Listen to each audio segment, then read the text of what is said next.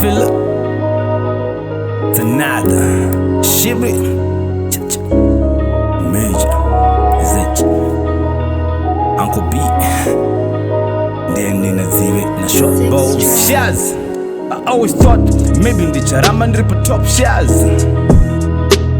I always thought maybe ndicharamba ndichipisa mutu kuchidzira shares. I always thought ndirikuziva kwandirikwenda semunhu ripo bus stop mukana mune pharmacy kusasa womushonga kusasa zvandolava kunge ndiri patakshop ndakadona dhaza papo zvinhu zvanga zvakapresa vandaitiwo magaisi team rangu ese ranga rakutondifeza lost a couple kilos jagwa ndanokesa ndakanyura zvamudepression tight spot for face shaz nobody deserves that situation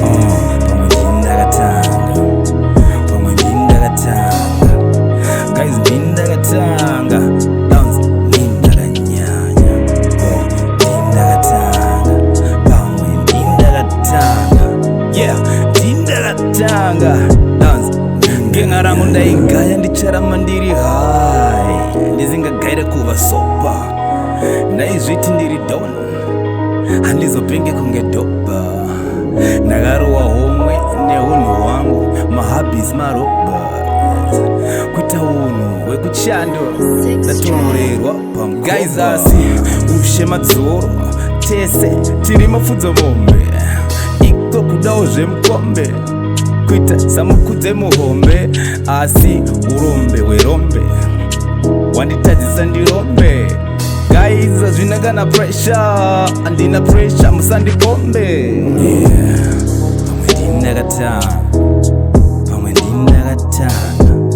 pamwe ndakatanga game breakdown ndakanyanya yenga ndakatanga guys ndakatanga pamwe ndakatanga shares I wasn't fair broke a lot of hearts sorry Dandiri, the heartbreaker. I thought it was cool to be play. I was scared like food and ramba chill like home wrecker.